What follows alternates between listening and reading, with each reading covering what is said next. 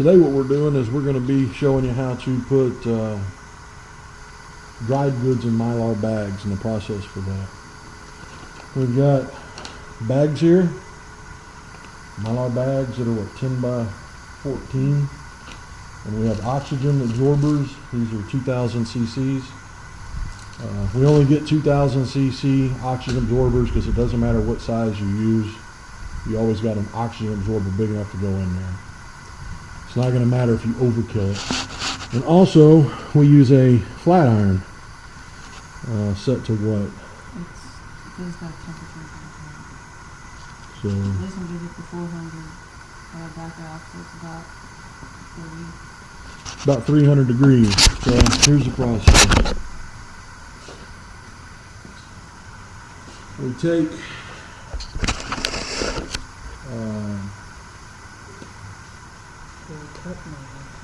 four-cup measuring cup.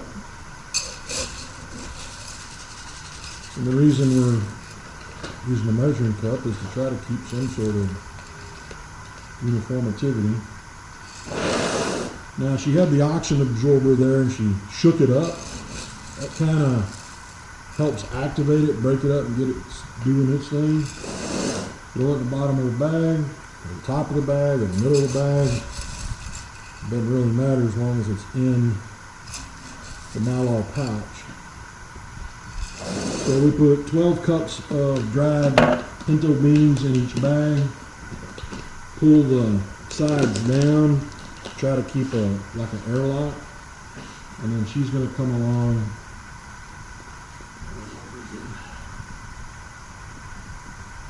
Two people is much easier to do. And then that seal, it's just melting, it's just heated and it melts together. Now you may end up going, you need to do a test bag first to get your heat set right on your flat iron. So you're going to sacrifice one of them. The first one we did, we melted like it was nothing. So once you get your temperature right, it goes along real easy. That's a good seal. That's as good as a factory seal. So that'll be there for 25 years now. We'll just run through the next few and y'all can just sit there and watch us.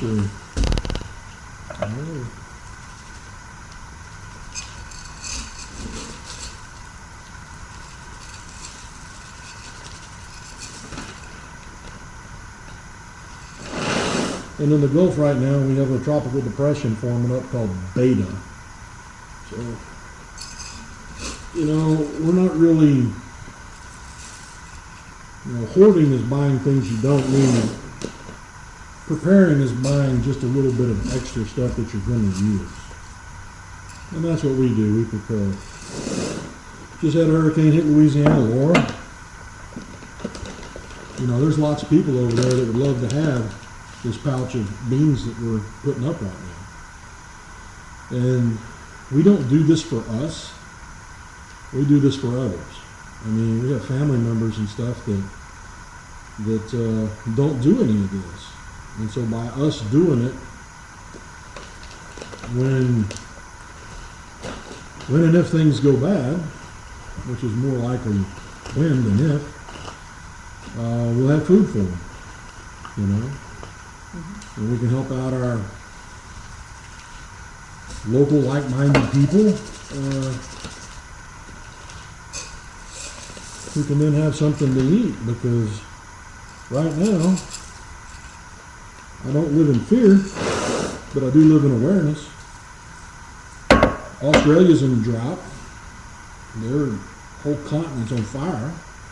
Their rice production was way down from like 880,000 tons to 54,000 tons. China's underwater,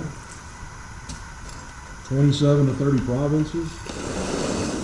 So food is something that's at least going to get a lot more expensive if it hasn't already went up in your area, or availability might become short, or whatever.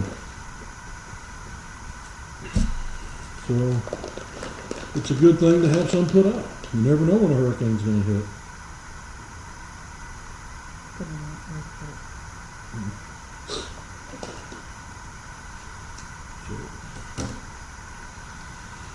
It's we're not buying anything that we don't eat. We eat beans, we eat rice. It's not, I missed it. It's not, you know, us spending money we don't have. We do this through attrition, payday to payday. And we just spend a little bit consciously every payday instead of going to a restaurant to eat. Nope, miss it. We just go buy an extra bag of beans or an extra bag of rice or Mylar bags or oxygen absorbers. What was the name of the company we got the oxygen absorbers through? Do you remember? Fresh Foods. Shout out to freshfoods.com. Foods. Shout out to freshfoods.com. I'll get it, you know, I'll add it to the end of the video. But this company, the mail system, looked like they gave our package to a Sasquatch for a chew toy. They even sent a little note saying, hey, this stuff happens when you process 9 million parcels of mail or something. That's great. But 2/3 of our oxygen absorbers didn't show up, so we had to call the company and Yep. and they immediately said, hey, sorry about that, and to no charge to us, sent us the 2/3 free of charge back to us that we originally ordered. And I thought that was pretty cool because it wasn't the seller's fault, and it sure as heck wasn't my fault, but the post office wasn't going to reimburse it. So, I mean, it was just really cool. What, fresh? Whatever it is, definitely going to continue using them in the future. No questions asked. So, Mylar bags you can get off of Amazon. I have a chart that shows you what size oxygen absorber to use with what type of size of bag and what type of food. Let me grab it real quick. I keep it here in the pantry.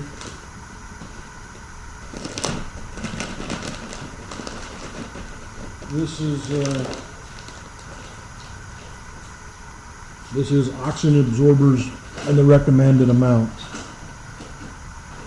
There's a, whoa, that iron's a little warm. It says, I can't read all that. USAemergencysupply.com. USAemergencysupply.com. You can go there and it'll tell you the type of item, rice, beans, flour, pastas, and it gives a recommendation for the size of the oxygen absorber and how many you're supposed to use. So definitely a good source of information.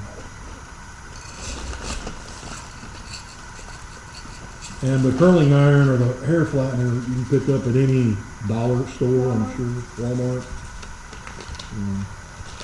Yeah, my expensive ones front right through the bag. Yeah, it had like no heat temperature. like a plasma cutter hitting it right through it. So there's a sweet spot, and you'll find it. And now that you get all this stuff in these Mylar bags, that's great, but you have to realize that Mylar isn't indestructible. You know, it's susceptible to stuff getting to it. Any type of rodent or sharp, a nail, anything could go right through the bag. So you need to get your Mylar and protect it in some sort of other container. Some people put them in buckets. Could be a 5-gallon bucket, could be a tote, could be You know, something you're going to stick up in the attic or the back of the closet. You want to keep them in a cool place, dry place. So we're fortunate enough to have some spare room in our house for just such stuff to be placed. But if you don't have any spare room or don't think you have spare room, you could always stack your totes together and make a little coffee table, a little chair back table, a couch back, right? Yeah, you can always cover it with a sheet, and you know there's always some way to utilize space under your bed, And your closet. closets. I mean, there's space. You just got to realize it's there. So right now we're getting almost 4 10 by 14 Mylar bags out of one 20-pound bag of pinto beans. So we had 3 of these, and we don't put everything in Mylar bags. We have a vacuum sealer bag, but we found out that, you know, they're translucent, so light can get to stuff. They're also, we've had some issues with some of the seals that the vacuum sealer makes actually letting loose over time. So we prefer to have the Mylar bag. Now the rest of this that comes up to it is not going to fit in here. I think that's okay. So the rest of this, it's not going to fit this handful of beans. We'll just put it in a mason jar and throw an absorber in there with it. It's not going to hurt nothing. What do we got? Oh, a full. I have a bag. We might be able to do One more? Yeah.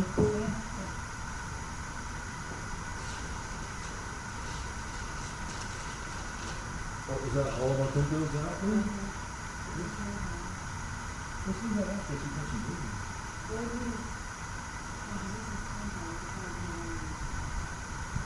Okay. Huh?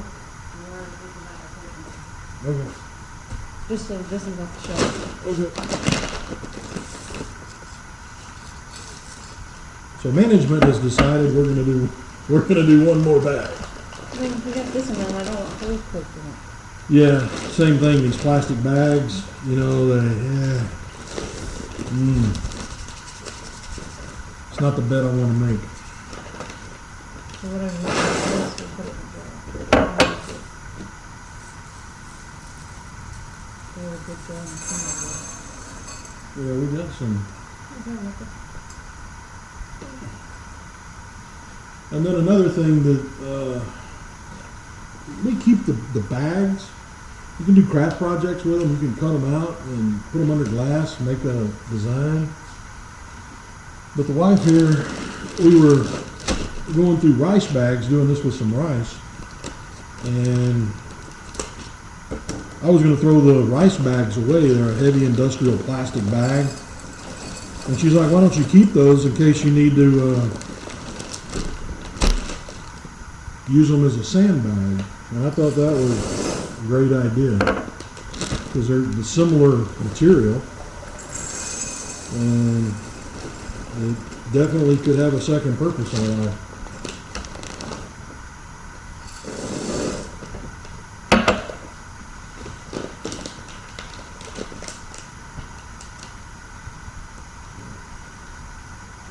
Gonna keep the industrial plastic rice bags.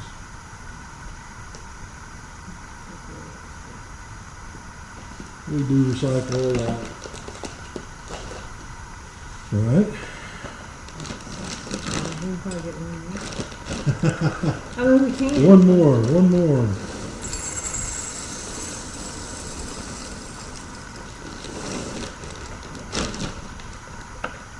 You got his order in there?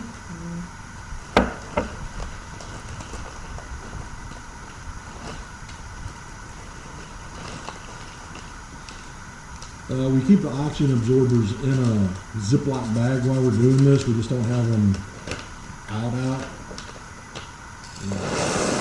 Because it is definitely a humid environment down here on the Gulf Coast. And it takes us a little bit of time to do this.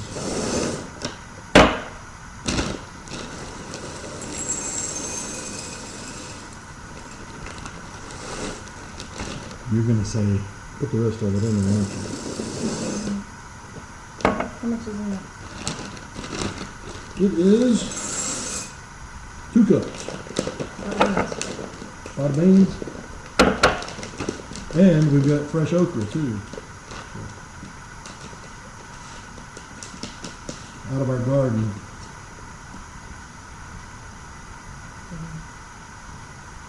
These are the outer bands of tropical depression beta that are now hitting our house. You can hear it raining outside. So, what day is it today? So anyway, this is, let me get some of these put away and I'll... So, the beans will be puffy in their bag like this as that oxygen absorber starts to do its job. They'll start sucking down and becoming tighter and tighter. It looks like you vacuum sealed them. That's what it looks like. But and once they get that way, they're good to go. If your bags don't suck down and they stay puffy, you might want to look at them, make sure you didn't nick them or have a small hole or something go wrong. So we did 60 pounds of beans this morning. 2, 4, 6, 8, 10, 12, 13 bags. So y'all can do the math on that. Now, what we'll do is we'll take these small pouches, and Home Depot has these totes. These totes are $10 a piece. They're plastic. They're recessed here down so they stack really well. They're not going to fall over. And what we have done is we have taken our bags. These are bigger bags, of course, that we've had from other things. These are just, the reason we went with smaller bags is these big ones, man, that's a lot of food. So we went with the smaller ones. And there you go. Put them in here. Box them up. They're protected from any pokes or bumps or nicks. They stack well, and they're portable. If we have to, for some reason, make some sort of decision to where we got to go, well, I guess we got to go. I don't want to be looking for boxes to try to put things in when it's time to go. So we have these, and load them up and see you. Just being prepared. Anyway, I guess that's it. You got anything, bud? I think I'm going to do another one over the pantry management for beginners and stuff here soon. So anyway, remember, you got to make this happen. All right, make it happen.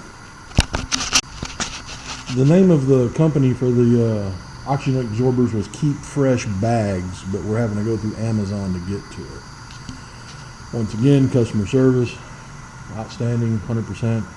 Sent us replacement 2/3 of the oxygen absorbers that the U.S. Postal Service lost. So, yeah, we'll go back and use them again. All right, told you I'd do it, I did it, make it happen.